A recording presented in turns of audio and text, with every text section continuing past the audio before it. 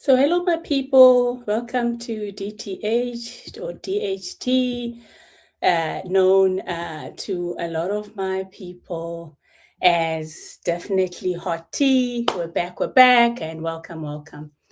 For those of you that are joining us, my name is Tumi, known as affectionately Definitely Tumi to my folks out there. If you're new, thank you for joining us, and welcome to the tribe. My existing people, I call it, my inner circle, folks. Welcome. So let's go ahead. As you saw on a thumbnail, I have two wonderful stories. Let's just go and start, right?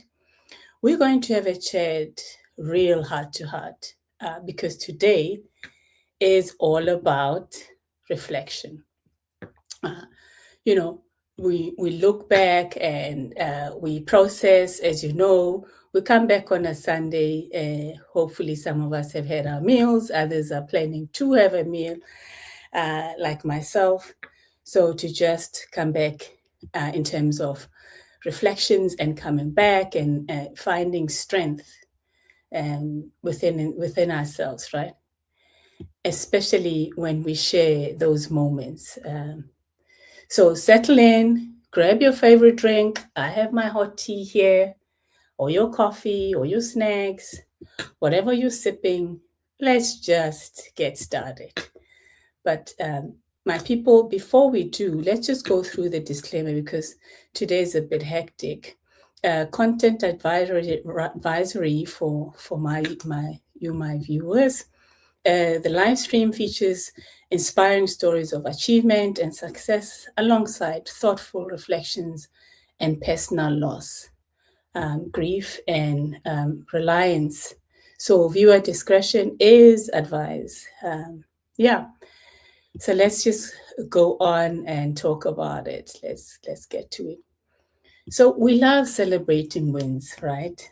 We love successes, and right at this point in time, I want us to definitely get in touch with an amazing story. So I have quite a remarkable story today, but we're also going to delve into some deeper stuff, some moments of loss, and how we kind of navigate that. How do you move forward if you can? Some people can't, others it takes, depends on who you are and how you handle uh, uh, the situation. Okay. And how the most important thing is, how do you keep going? So first up, let's talk about someone incredible. We're taking a little trip virtually to Marrakesh, my favorite place in the world. We're revisiting the story of, and forgive me if I'm saying your name wrong, but this is Meryanne Loum-Martin. Now, you might remember her. She's the powerhouse behind Jnane Tamsna. I can never say that name. Jnane Tamsna. Somebody please hit me up if you know how to say this name. Anyway, seriously, guys, though, this woman is, amazing. Let me sip my tea. Now, I'm for my people. So she's a black woman who owns. I'd say for now that I won't take that. I won't give her that flag. But for now, one of the main trailblazers when it comes to a black female-owned luxury boutique hotel. And this is like in the whole popular Marrakesh area. We're talking acres of beautiful space, gorgeous pools, and I thought I had a picture of it, but I'll share it maybe in my clips. I'll ask my editor to just share it in my clips. But these are like tennis courts. I love tennis. It's pure luxury. And our guest lists, they include Brad Pitt, Tom Cruise, the late Giorgia Armani, and the list goes on, right? But honestly, her own story is just so fascinating, as is the hotel itself. she wasn't always in the hotels industry, as you know. She was a lawyer in Paris, mind you. Paris. But that passion for architecture and design, it was always there. She fell in love with Marrakesh back in, I think, 85. The culture, the vibe, and everything, as do we all, right, when you go to Morocco. And she had this intuition that a boutique travel was the future. And boy, was she right. So she took a leap, and look at what happened, right? Her first venture won Best Villa to Rent in the World. Imagine that. So, her work was in all the major magazines, apparently. Tom Cruise had, tried 4 times to get a booking. Tom Cruise, just imagine that, guys. Like, if Tom Cruise is trying 4 times, who are we? And this is because, apparently, allegedly, Brad Pitt told him it was the spot. And I don't know, because, mind you, these guys never spoke. So I'm not too sure about that story, but, for me, it's just a wow thing for her. And Jnane Tamsna in 2024 or 2001. That success was just great. So it's a testament to her vision, right? It really shows what's possible, my people, when you follow your dream, your passion, and you have to put in the work, especially as women of color, building something so significant. And listen, I'm not just, you have to forgive me, my other sisters out there. I reflect on people that look like me, but it's not to also, diminish the other achievements that other women have of other colors have done. So forgive me, I do celebrate all women, in case, just a disclaimer as well. So now, as much as we love celebrating incredible achievements, life also throws you like a curveballs, doesn't it? Moments that really make us pause, reflect, and connect on a deeper level. These experiences, while, intensely personal, often remind us of our shared humanity. And I love that, is that, at the end of the day, we're all human, right? Trying to make it in this world. So speaking of reflection, I wanted to also touch on this. Now is something that happened, a little while. I know it was back in January 2026. It was a moment that really touched many people, this next story, especially in the literary world, because I know for myself, this author was just someone that I look up to, right? We'll learn about, the tragedy that happens. I won't go into detail, but I'll send you the link from all the research that I did about. This is an author, Nigerian author, Chimamanda Ngozi Adichie's young son. And I won't mention it because it's something that also resonates with me. But this is a profound tragedy where she lost one of her 21 months old, son. It's just a profound tragedy for any parent to go through. And I'll touch on my story. But before I do that, my heart really goes out to Chimamanda and her family because, as a mom, you look forward to these things. I remember, as I said, I will reflect on my story, but I can just imagine actually, you can't even imagine because we all have, even if you have that tiny experience, it's just different in every level for all of us as women. So, for her husband, her family, or, they went through it, right? So even though it's been a little while, the weight of that kind of a loss, I can only imagine it stays with you, as I said. So Chimamanda is someone whose words have impacted so many of us. Her books, her talks on feminism, identity, such as a powerful voice, to imagine her navigating that immense personal sorrow is just humbling, a humbling reminder to all of us of life's fragility and the deep emotional journeys we all go through, right? And honestly, hearing about something like that, or even just reflecting on it now, it always brings me back to my own experiences. As I said, we all have them, right? These moments that just change you, that shift your whole perspective in life. So it was when and this is very personal, guys. So when I think, yeah, my first pregnancy, we lost. Actually, it wasn't my first. I had a couple of, I won't say a couple, but 3 miscarriages. And this is why I'm saying that, this is a safe space. And as I said, it's tea, a hot tea moment for us. But and I know that,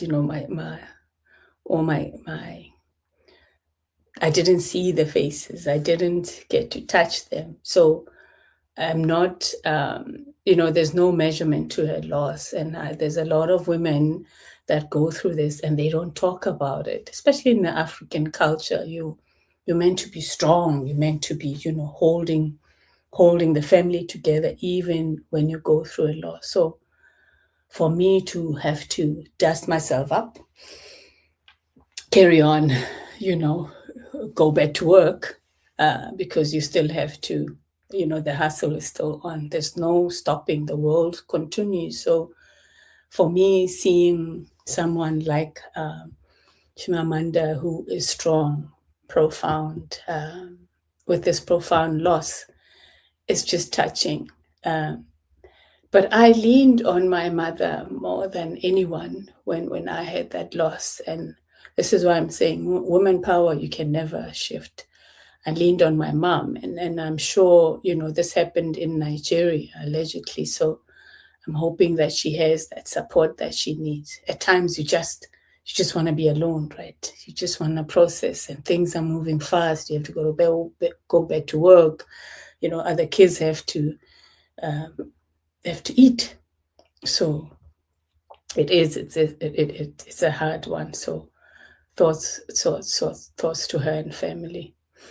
My other loss was really about when I lost my grandmother, and I think if there's one picture I always carry with me, it was with me when I was in the US. It's my grandmother's. So losing her was like to me losing, a whole library of stories, a direct link to my past, and and the quiet after, it was just so loud. Yeah. So, when I reflect on these losses, the one person now that I know I lean on very heavily on when it comes to this is my husband. So I hope they lean on each other. Lean on the people that will take you and almost like mold you and take you out of that moment in your pace, because sometimes people are like, oh, you'll get over it. There's no word that I dislike, like someone saying, it will pass. And I remember when my grandmother passed, there was one of the politicians, I can't remember her name, can't remember, said that, like, you can't say like she's old, it was time for who, so we need to, you kind of have to mold. These times are very sensitive, so you mold your words correctly if you can.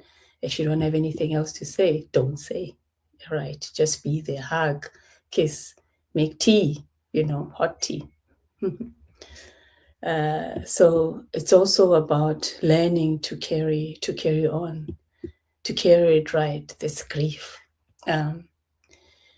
integrating it into who you are. And you'll always have to go to that dark place, but it's how you come out of it, to look for light, look for the sparkle of happiness in your life. I know my son, when I look at him, I'm like, shoo, yeah, you really are my joy.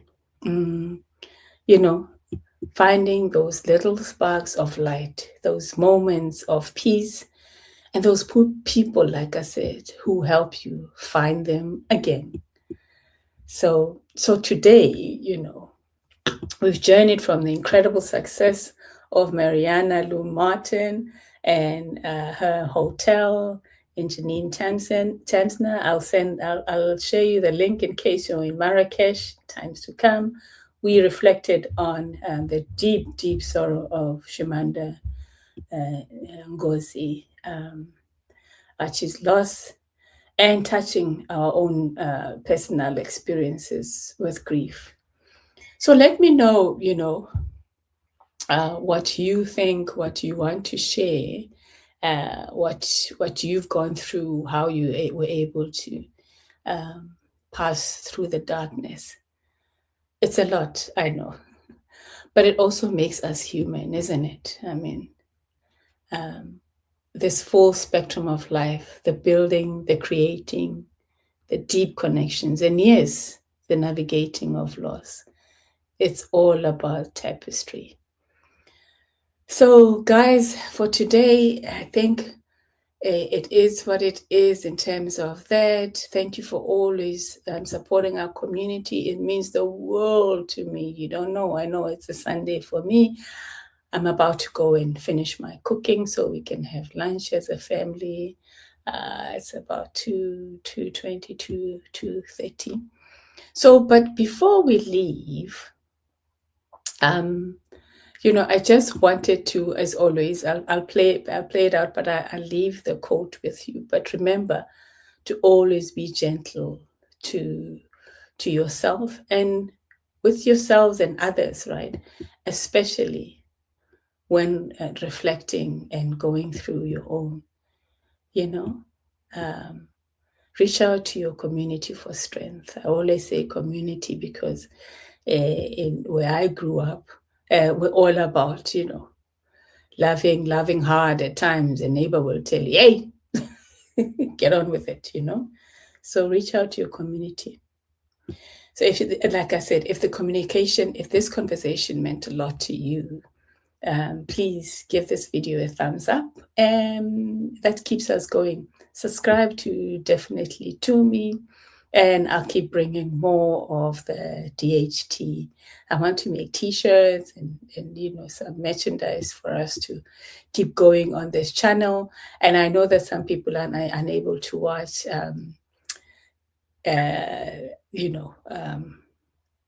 Just make it time to watch, guys. Just make time to watch. Please also don't forget, hit the notification button.